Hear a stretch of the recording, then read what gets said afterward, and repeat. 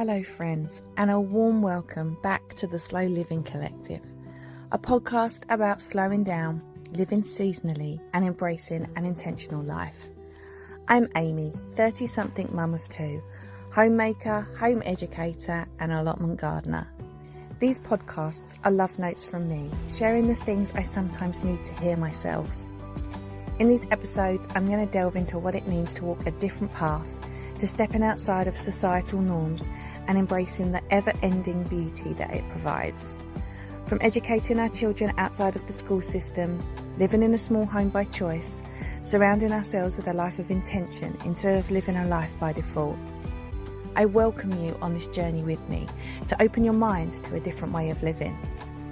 I hope you find what you are looking for within the words of these podcasts, and I hope that they speak to you in your own unique way.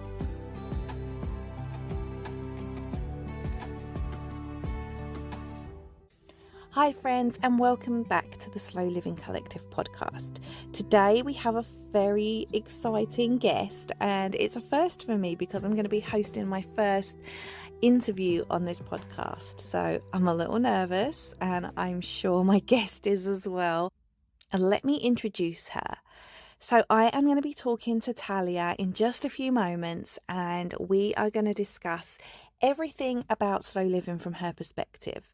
Talia is a great friend of mine. We have been friends for years. We met via Instagram, and we actually, unfortunately, I guess, had a multi-level marketing experience together too. We have been friends through the good, the bad, and the ugly.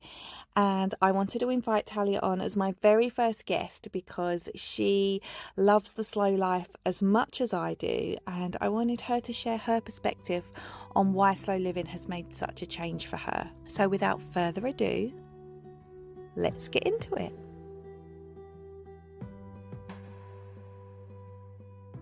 Let's do my hair, then I'll feel better. Right. Okay, so hey Talia. Hey you, how are you? It's been so long since I've seen you. We talk all the time, almost daily.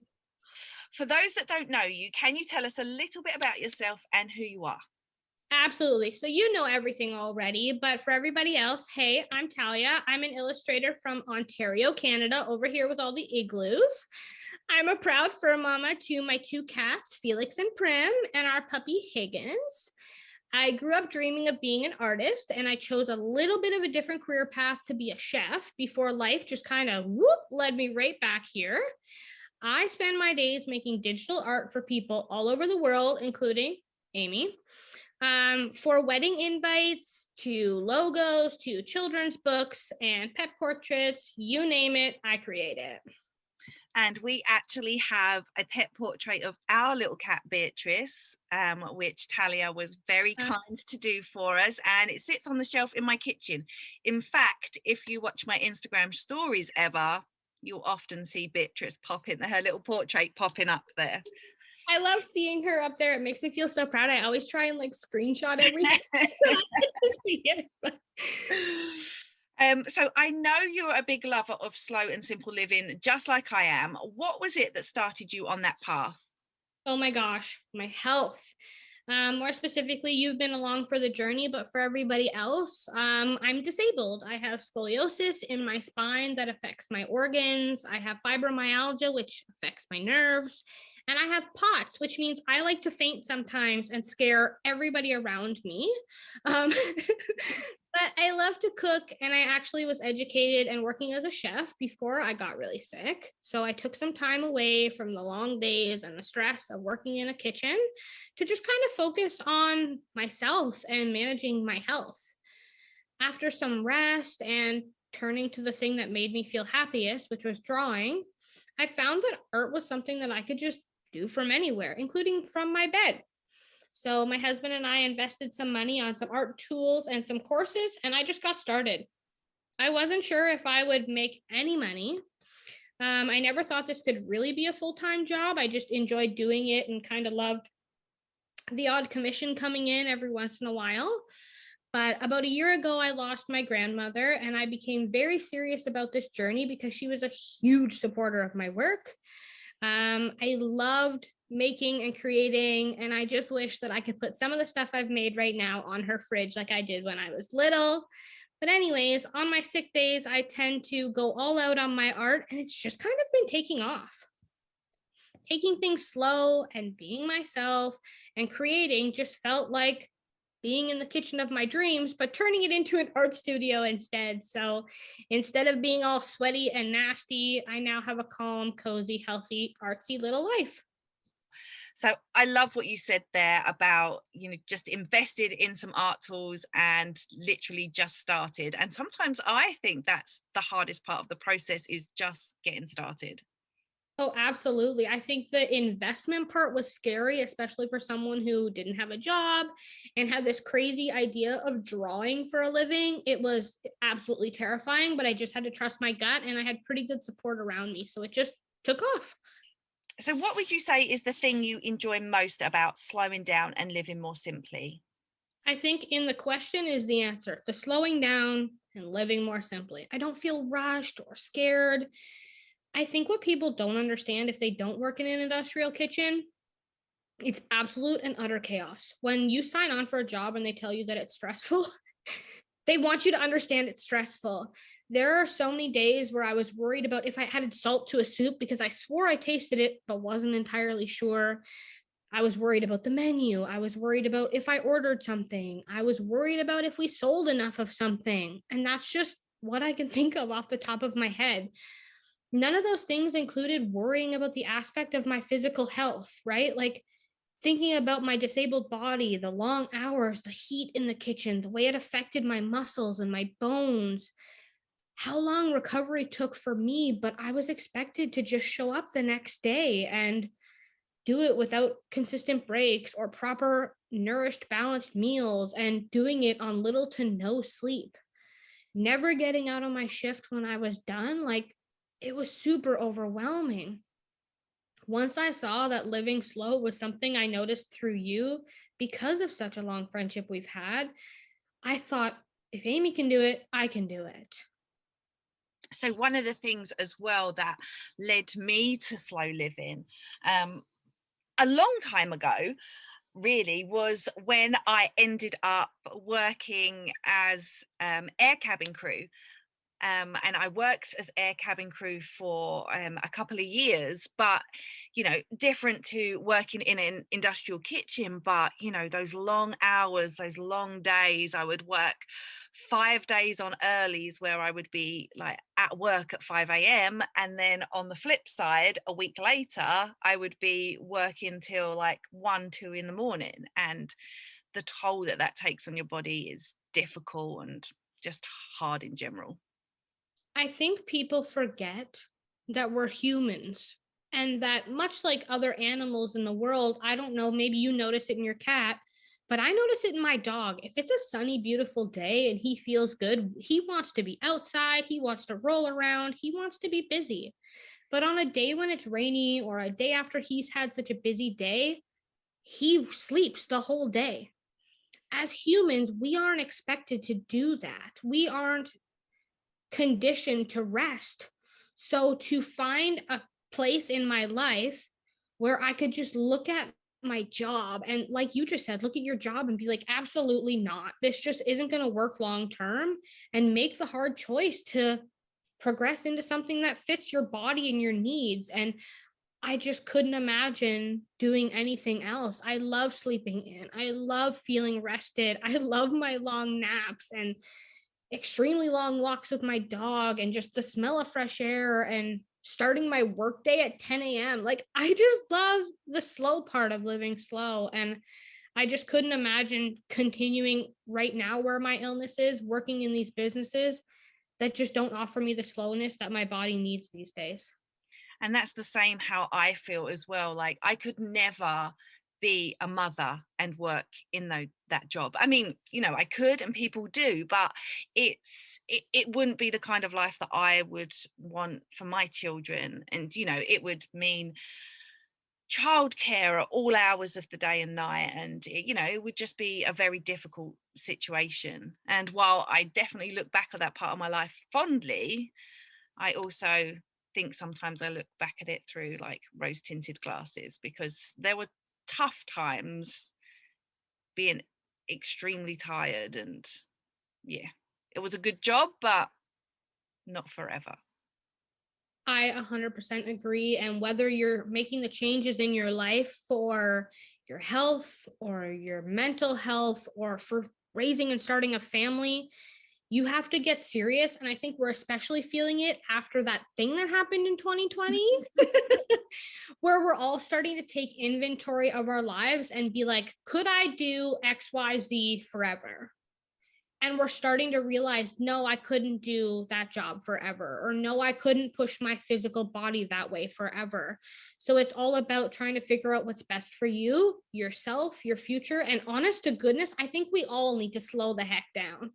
And you made a really good point about what happened in 2020, because honestly, that was like the benchmark for me. And, you know, it was miserable for some reasons, but in other reasons it felt like this really great time, although that, you know, there's so much bad going on at the time. But also, you know, just to be at home, to be surrounded by, you know, at the time it was just me, my husband and my little girl, because my little boy hadn't been born yet.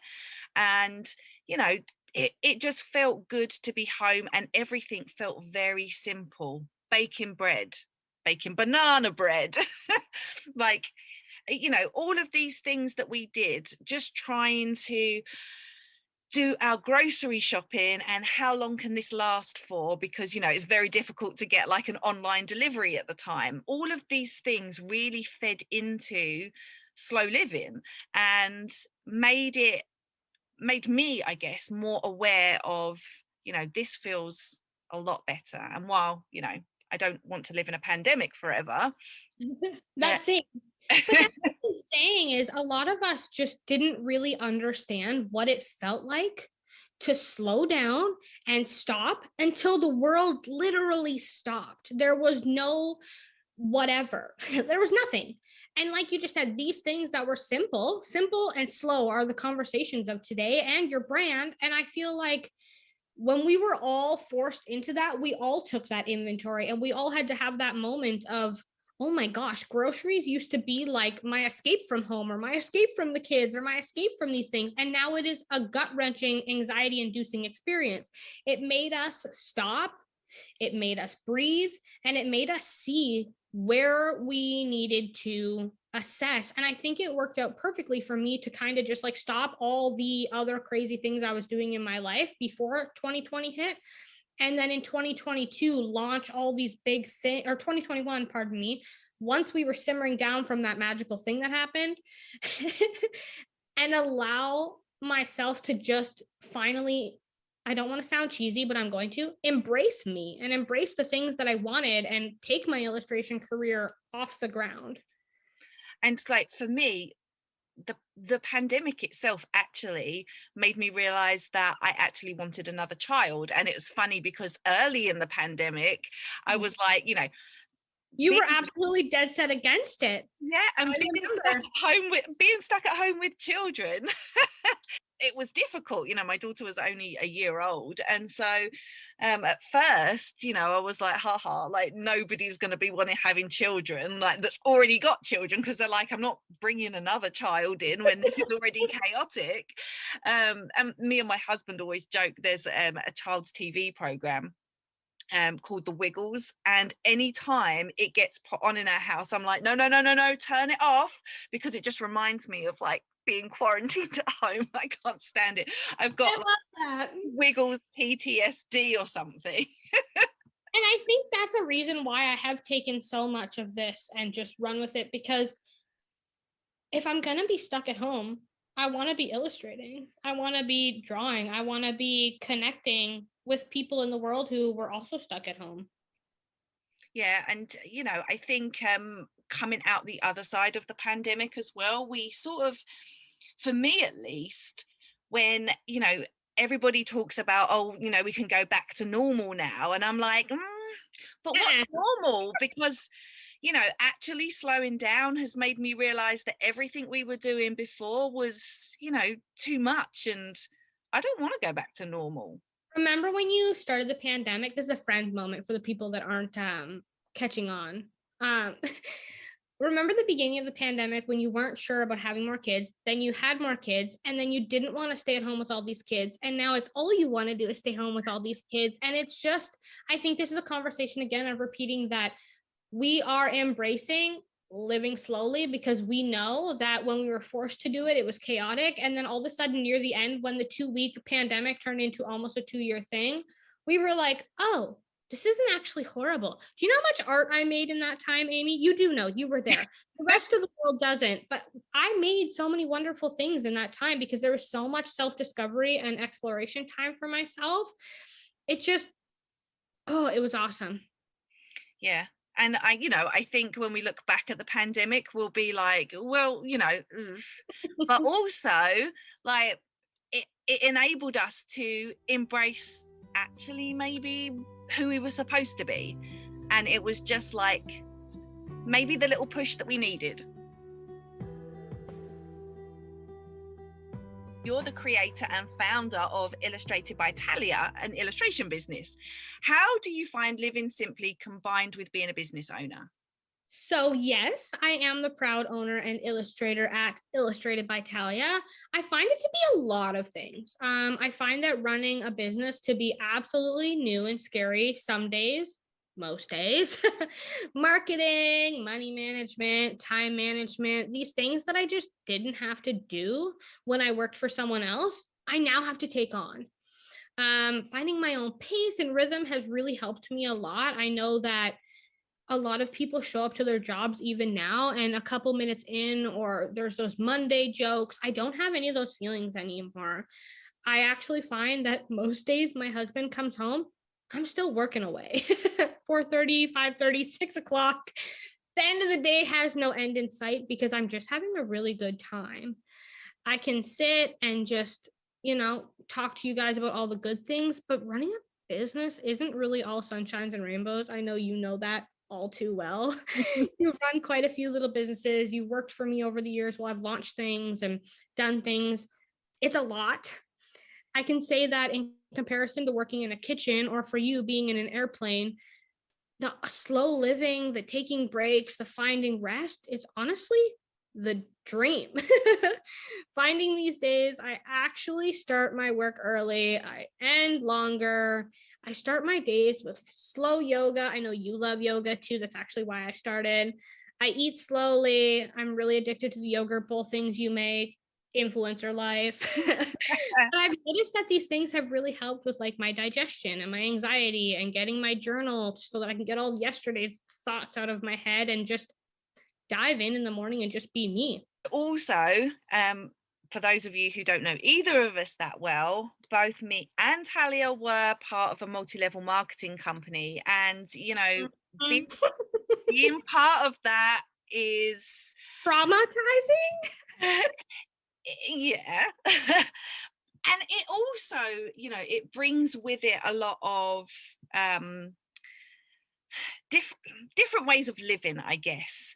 There's like this heavy promotion within multi-level marketing about time freedom and being your own boss. And I mean, actually being your own boss and running your own business is a thing, but multi-level marketing doesn't even touch the surface on those things. But multi-level marketing as well, apart from the fact that people don't make money in it. No, we didn't make any money. We did make a cool friendship though. So we did make a cool friendship. Yeah. So, we have something beautiful out of it.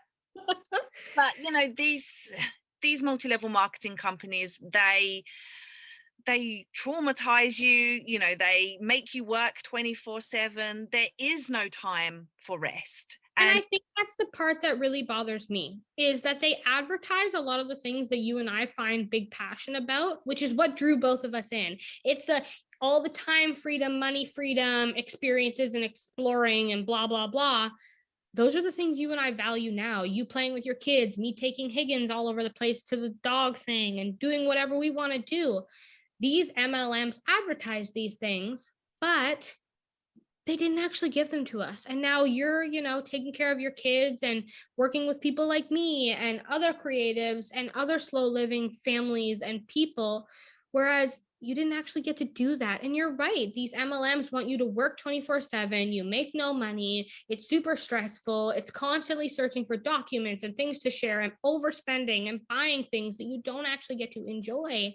And I found that, like, leaving that behind for what the actual values are that hooked me in, and actually running my own business led me to the simple, slow, and patient life that I have now, so that someone like me who's disabled and creative could find a flow, still feel recharged, and take care of myself, do something I enjoy, but without the risk. Absolutely. So the other thing that you and I talk a lot about is the difference and the separation between work and home life. And for me, I found that you and I actually prepped this question for our meeting today, but I find that in the conversation of multi-level marketing, there is no separation. It was constantly like, you can work from anywhere. And I did. I worked from the opposite of anywhere, which was everywhere. So for me now, I find that taking the space from these things, setting really clear boundaries, because I'm traumatized by those MLM experiences, setting zones in my house, allowing my ADHD to just like breathe, giving myself limits and restrictions so that I don't ever find myself overlapping activities or like making dinner while responding to DMs. I make sure that I run actual business hours from 10 a.m. to 1, have a 1 hour lunch, and then work from 2 to 5.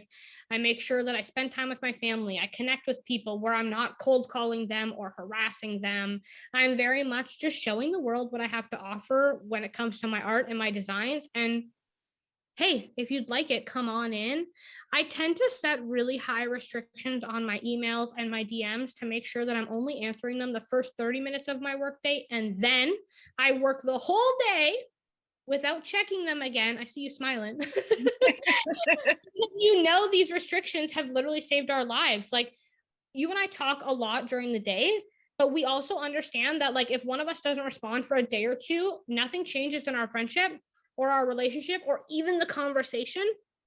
We just tend to pick up where we left off, because it's difficult when you're working from home, because I'm always here and I'm always available to everybody.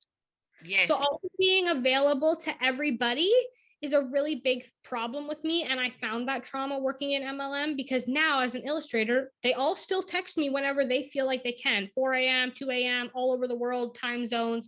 Even you're ahead of me in the time zone. So for me right now, it's 2 p.m. For you, it's what, 7? Yeah. So it's very different the way the world works. And we have to understand that taking that space and taking that time and separating your work and your home life is the difference between having anxiety in your home and having space in your home. So for me, it's very much about my husband and I having evening walks and going places on the weekend. And for you and the kids, I know that it's a lot about nature walks and forest school and taking plenty of breaks, making sure you don't overlap things, giving yourself time to recharge and collect yourself, and just change things up, set those boundaries, set those schedules, make the limits, be gentle with yourself, and just take care of your mental health. You can't be on to everybody all the time. And this goes back to very science me. You can't have your brain as a being on this earth accounted to everything else. You become overstimulated and exhausted.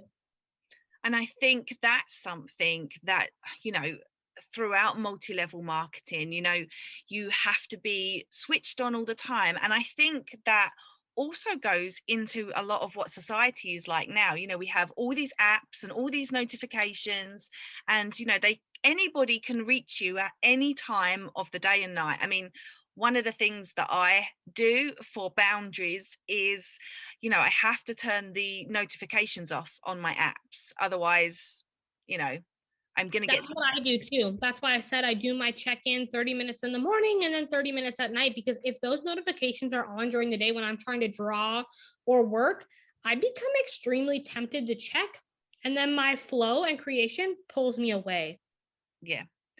It's something that I have found to be really, really beneficial, to my life as well. Just even though, I'm with the kids all day, I don't want my phone pinging and me to be distracted by that. And sometimes I do just want 5 minutes to just scroll Instagram or whatever. But most of the time when we're out and about for the day, I barely pick up my phone. But and that's what feels good, because then I have that separation as well, that when they've gone to bed, I'm like, right, I'm just going to sit here and scroll Rules. forever. It doesn't have to be productive. I can just scroll Instagram and just whatever, watch weird people making weird TikToks, whatever, read my emails, whatever.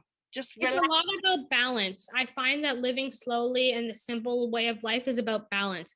A lot of these CEO lifestyles and influencer lifestyles and all these things, kitchen jobs, airplane jobs, regular cashier jobs, no matter where you are on the scale, there is no balance.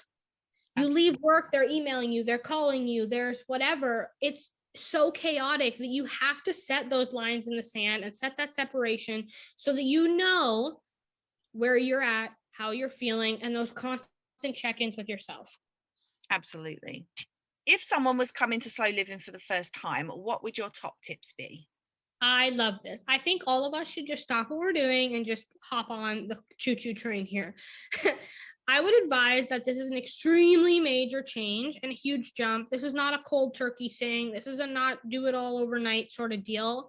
But I recommend you try to do one or two things in your life that feel chaotic at a time. I would try and find a way to slow them down, try a different routine or regimen. I find that if your work is chaotic, maybe you should find a new job, find something you enjoy more with less crazy impact. If you're finding that your routine's a disaster, start over. That's where I started. I start with my morning routine. I went from a very chaotic morning routine where I rushed out the door. I was all over the place. I forgot to eat. I don't even remember if I ever packed a lunch or anything. And I just rushed through my whole day until it was over. And then I was so wound up, I never could come down from my day. So now I've changed that to a journaling practice, filling up my water, walking my dog slowly, eating a nutritious breakfast with balance and fruit. Hello. Making sure that I'm getting all the things my body needs to start the day so that the rest of the day becomes an easy flow to me rather than falling apart. A lot of those things that I've learned, not to toot your horn, have come from you. And my favorite breakfast in the world has come from you, with the breakfast that is like the yogurt, the granola, and the strawberries or blueberries. Absolute favorite. I now eat like a child because I see you post it all the time. But taking those things and adding them to my life felt like a lot easier than taking something away. I think that's something that we have to talk about too when it comes to slow living, is adding is easier than subtracting. You know what I mean? Like they talk about this in all kinds of regimens and routine books that I've read, where it's easier to like associate your morning with when you do yoga than it is to just take away something in your life. I find myself doing these kinds of things and then they became so organic and natural. Now I just wake up and everybody in the world and in my life knows now that I need like an hour. Everybody knows not to message me before 10 a.m. unless the world is on fire or someone's dead. I'm serious, because to me, my morning routine is so sacred and something I never had. I think that is one of the top tips, is to just take your time, subtract something that's difficult, add in something that's more simple, easygoing, and do it a little bit at a time, making it bit by bit, a little bit at a time, makes it just flow nicer. I definitely find the same with my morning routine. And what I've noticed more recently is I really appreciate my morning routine and how slow it is and how I've been able to do that, particularly because I now take my daughter to forest school on a Friday and I have to be there ready to start at 9:45. And oh my gosh, trying to get everybody up, out the door with the right socks on and that I've got everything. Like I have to really prep the night before. And while I can do that, obviously, I just find like it's just a bit of a stress. And it's great for my daughter, and we do it because it's great, she loves forest school. But that moment of trying to get everybody up and out the door is just stressful. And it always reminds me, so we do forest school on a Friday, it always reminds me that like my life used to be like that every single day. That isn't that crazy? Like, I think the thing that's so funny for me too right now is that exact thing, where if my husband's family has something going on, it's always like a breakfast. And I'm like, guys, I can eat breakfast here. Like, my brain just doesn't understand that now life, when you do have to set an alarm, or when you do like, I like waking up early just because I love my walk with my dog when the sun's just kind of peeping up and over, and I get to say goodbye to my husband and whatever. But when you are forced into your old routines for forest school for you, or for a family thing for me, or a health, my biggest thing is a doctor's appointment. When I get into a specialist because of my health, they never let you book it for afternoon. It's always like 9:15 or 8:25, or right when they open at 8. So I find that if I have to wake up earlier than what I'm used to, it messes with my evening routine. I've become so comfortable in the calm stillness of my little itty bitty small routines throughout the day, of like what lunch is like, what breakfast is like, what bedtime is like, what my morning is like, that when something interrupts that, I am reminded, like you said, that was a good word, I am reminded at how horrifying life was before that, because it just took the life out of me. and I It think makes you exhausted. I know you're a totally different person. I don't think I've heard from you on a Friday night in months, actually, to be honest, now that we're talking about it, because it just feels like you're tired, your kids are tired, you're overwhelmed, your schedule's been interrupted. It's a lot. And I find that doctor visit days for me, by the time it's lunchtime, I haven't had my morning routine, because if I would like to have my morning routine, that would have to start at 5 a.m. Guess what I'm doing at 5, Amy? You know, sleeping. We're getting up because it's 10 a.m. for you, but I'm still asleep here in Ontario. So I just couldn't imagine, like you said, still doing that every day. Yeah, being reminded about it just makes you realize like how big the changes are that you've That's made. what I'm saying, right? Like, taking your time, breathing, doing it in little bite-sized pieces. Like, maybe you take an afternoon job so you can have slow days, but you just cannot live all of your days on this earth rushing around all the time. There's no need to rush. I know. And obviously there are going to be some people that they have to work a 9 to 5, and the flexibility isn't there. But there is still ways that you can adjust your routines so that you can have that slow start to the day.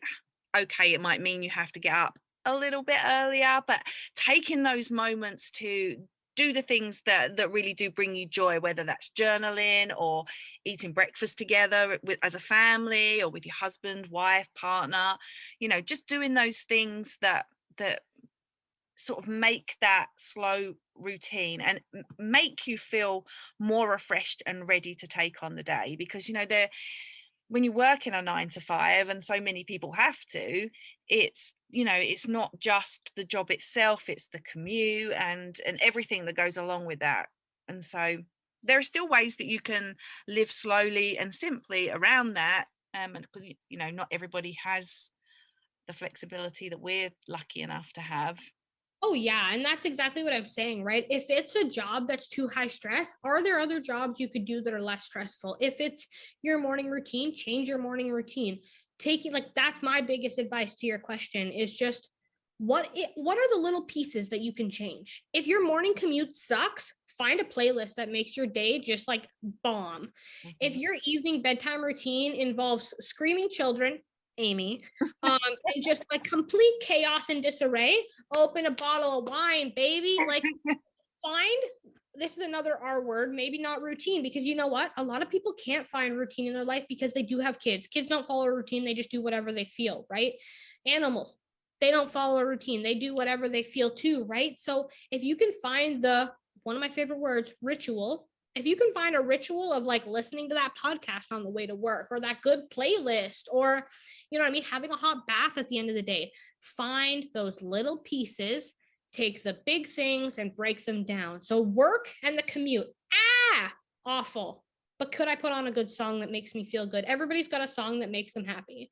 Could you find something that brings you joy in your day to just slow down and breathe and get through it? Because like you said, not everybody has the flexibility, but you've got to find those little bite-sized pieces to slow the heck.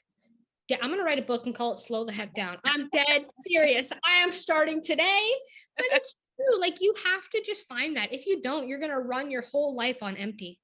And it's about being mindful in those moments as well, because we can rush through, you know, just trying to get to the next task, because that's how life is a lot of the time. And, you know, just getting through things quickly. You know, on a Friday morning, I have to, you know, has everybody been fed? Do we have everything? I've got to get to forest school and I've got to get there on time.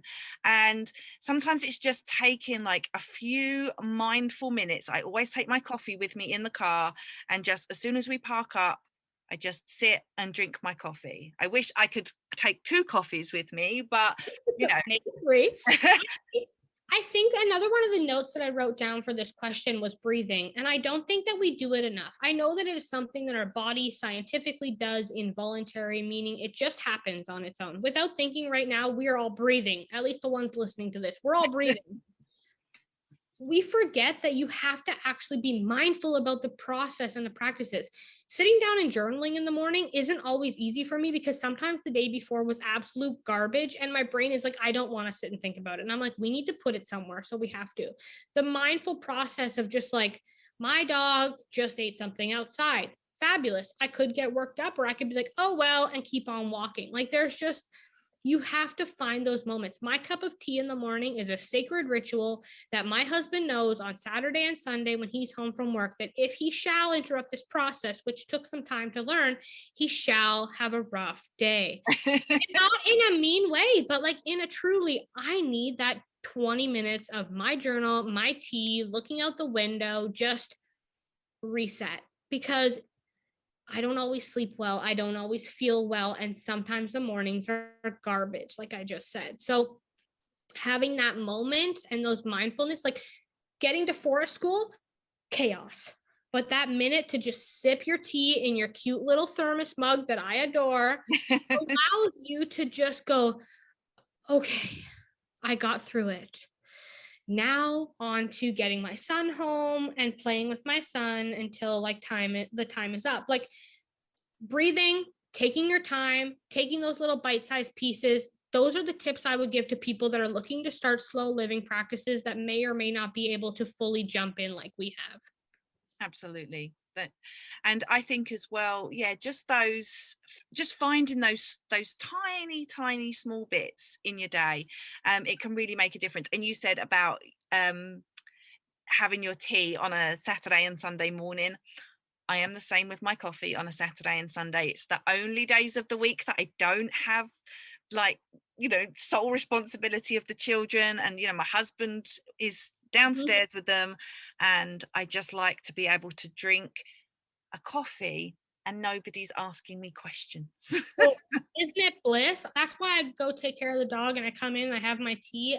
A lot of the times too, Sunday morning starts with my husband doing all of his cleaning and laundry and chores, and I am awake. I spend 45 minutes guilt-free just watching him, like, what are you doing? Because I need that time to start my day, and I can't imagine a world where I don't do that. And actually I can. I've been there. I'm angry, I'm irritable, I'm frustrated, I'm exhausted, and I'm sore. Nobody wants to hang out with that person. And that's not mean, that's the truth. If you're not taking time to recharge and take care of yourself and having those little moments, it's never going to happen for you. And it's like, one of the other things that you and I talked about was what your ideal day looks like. Not every day can be ideal.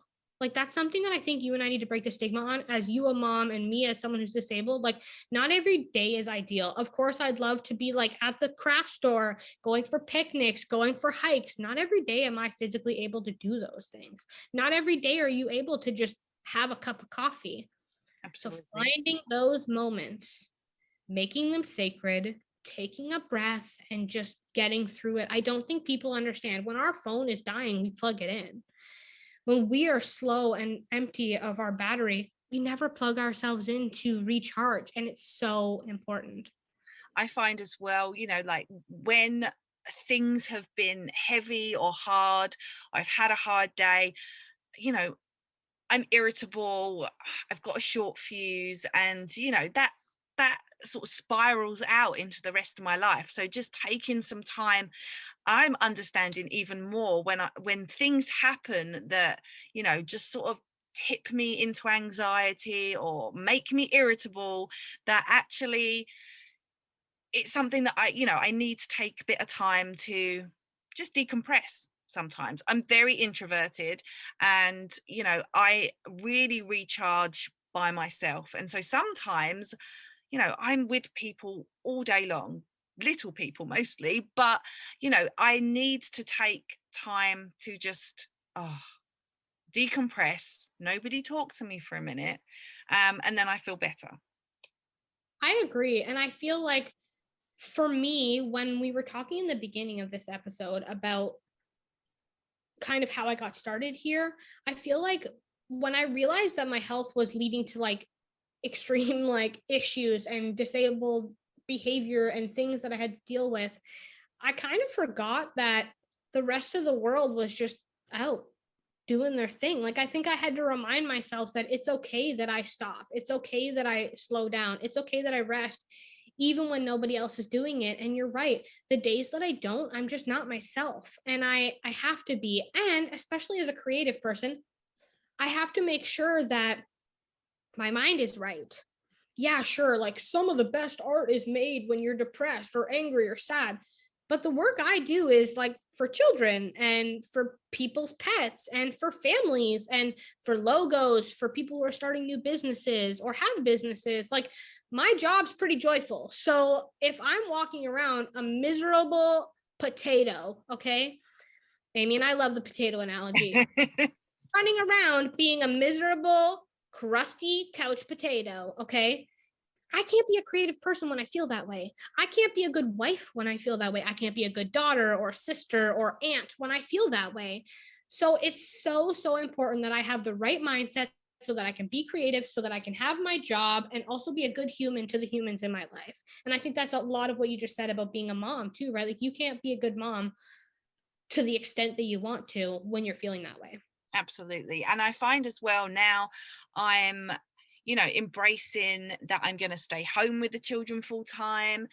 And some of those things that I do around the house, my husband, our split in our chores has always been very equal, but I enjoy doing those things, taking care of our home, organizing the kitchen. Like every morning, I'm like, I'm back here again. We were having a joke the other night, like, you can clean the kitchen and then you only have to live in it for a few hours and it's like everybody's messed it up again. But it's doing those tasks with intention, and I try and think about them less as, oh, I need to do the chores, and more, finding the joy in doing those. Like, I love that.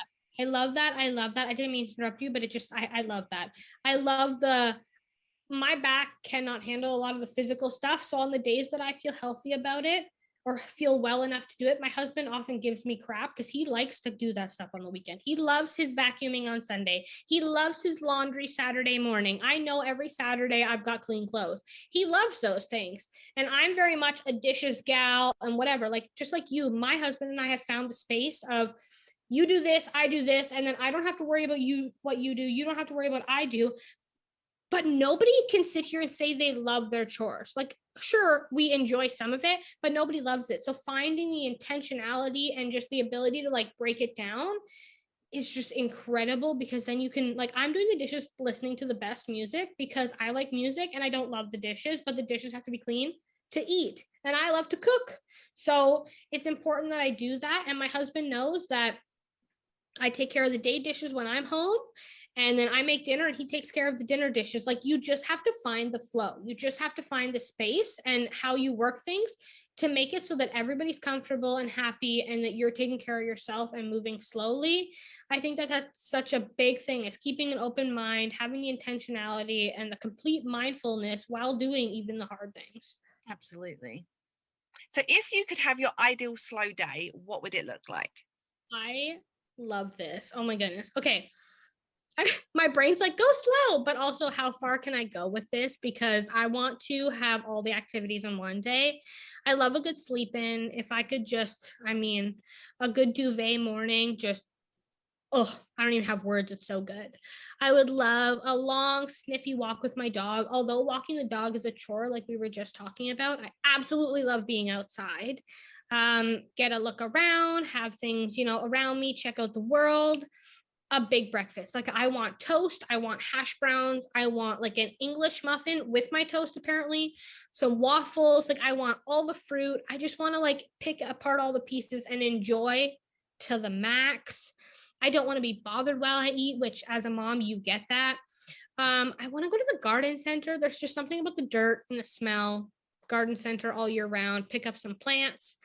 I would love to hang out at the craft store. I always find a new hobby to like tinker with when I get home. Oh my gosh, a picnic with my dog, a good hike.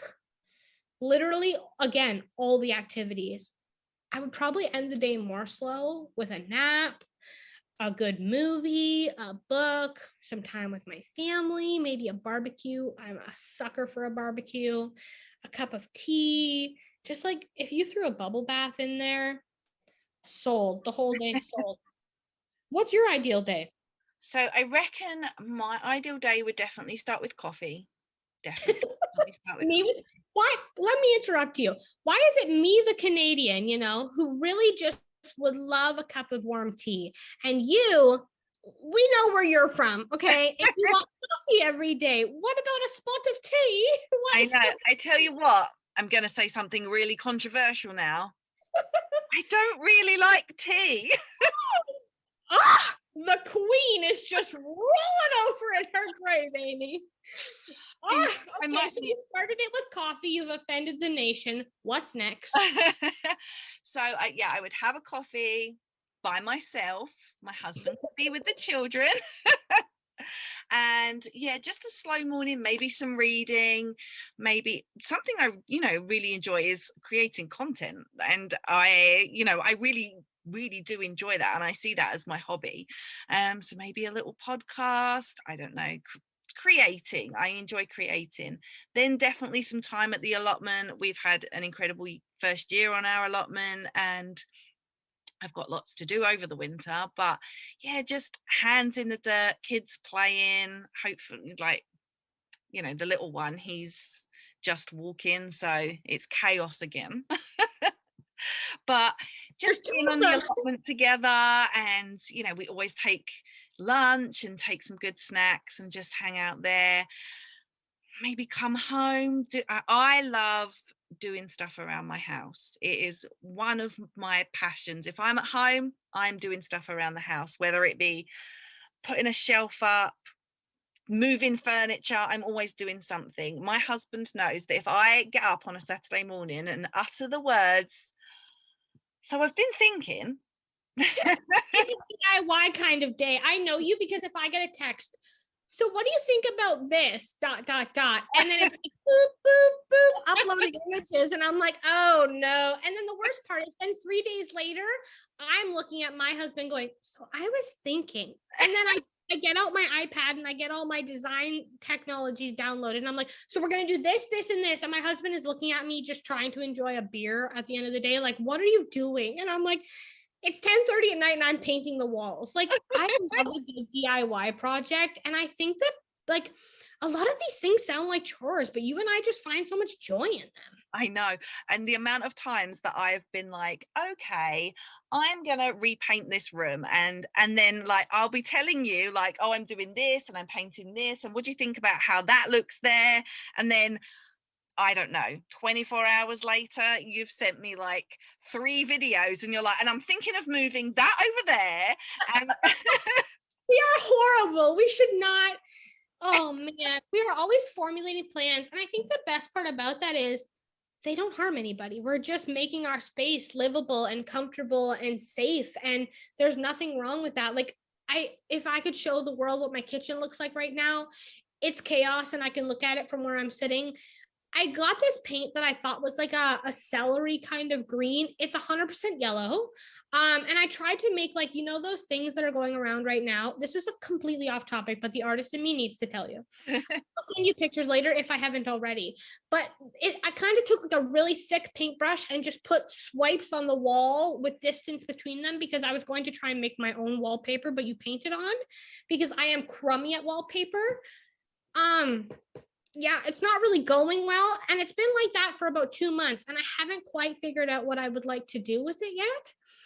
But I'm telling you, one of these Sundays, I'm going to wake up and you are going to get a text and you're going to see what I've done. Because I don't know, there's just something about, no matter where you are in life, just taking pride and taking a moment to just enjoy it. Yeah. And, like, I always think, my home, it's small and I just love it. I just love everything about it, and just finding ways to like be creative with the space that we have is something I really enjoy as well. So yeah, although we went off topic, that, just doing it around the house.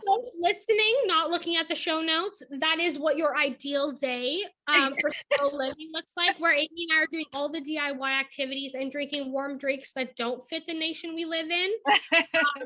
And then talking to each other about it. So that's our idea of a slow day, and avoiding all the responsibilities of taking care of our children that are human or furry. Yeah. That's our ideal day. Somebody else is doing that job and we are just chilling out. Responsibilities, we're going to have a good time and drink drinks. Yes.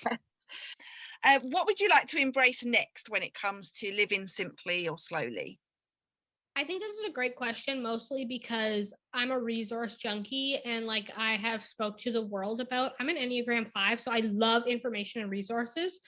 So any way that I can like follow someone new, or try to find something to experiment with or play with, or just soak up new resources, have a collection of these things so that I can continue to find simplicity and calm in the things I do in my life. I don't know, I just find that version of me has such perspective about everything that it allows me to just kind of feel everything and see everything and take everything, no matter what I'm doing, the circumstances, just makes sense. So it comes out with like proper answers, and just, I don't know, I feel more centered, and I understand myself more when I'm checking how other people do things and making sure that I'm kind of on the same page, and using the way that they do things as a guideline to like, hey, why don't we try this next time? Like some of the things that I see people make or cook, or how they draw, or their creative process, or how they take care of their pets or their home or their partners. I love that stuff. The more resources I have, the more I can kind of dive into it. What's next steps for you? As I was listening to you, actually, I was thinking like, that is how I feel, like just finding other people that, do the same, and just being inspired by what they do. And, it can be things that are really, really simple, like earlier you said that your favorite breakfast is now the breakfast that, I was sharing. I love my granola yogurt berry breakfast. So it's just finding those things that, just inspire me, really. So just keep, I guess, going along this route of living slowly and simply, and being inspired, trying different things, and just see where it takes us, really. I love that. It looks like we have a very exciting life ahead, and I am ready to have you be there with me. Yeah. Okay, so lastly, where can people find you online? I am an Instagram junkie. When I am avoiding all the rules that I set for myself on a daily basis and being a bad girl on the weekends, you can find me on Instagram. You can follow Illustrated by Talia. In between each one of those words, there's an underscore. So check me out. You'll see all kinds of animal portraits there. You'll be able to keep up to date on my children's book illustration work, my creative process, and of course, my furry pals. You'll even get to see Amy's friendly face sometimes in my stories or on my posts. She happens to be there a lot, helping me get through regular everyday life things. And I will tag you in the show notes and in the description as well, so people will know where to find you too. Awesome. Well, thank you so much. It's been a pleasure, and I would love to say I'll see you next time, but I'll probably see you in 5 minutes. Absolutely. Thank you so much for coming on and being my first guest. We got through it together. Kinks, but we made it, and I'm so happy I got to experience this with you. I can't wait for everybody to get a chance to hear it and see what they think. All right. Thank you. Bye. Bye.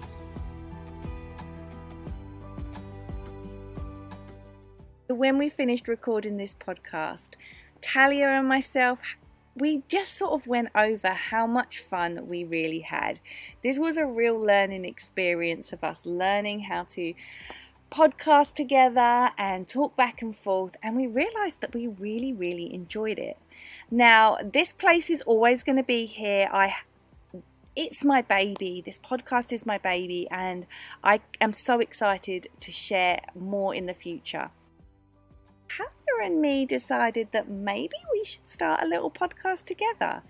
It's going to be different than what I have here, and I'm so excited to do something and collaborate with Talia on this.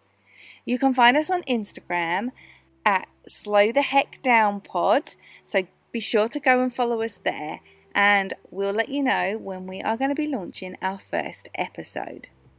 I can't wait to continue sharing here. I have so much exciting stuff coming your way. But not only that, I'm really excited to collaborate with Talia too. So be sure to check us out, and I'll let you know when the new podcast is available.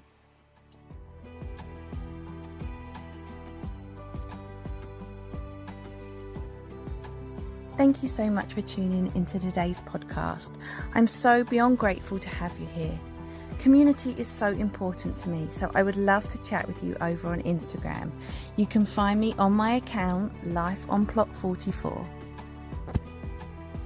My podcasting friends have always told me podcasts live and die by their reviews. So if you're able to leave a rating or a review on mine, I would appreciate that so much.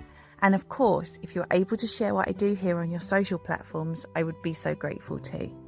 Thank you again for tuning in, and I'll be back soon with another podcast.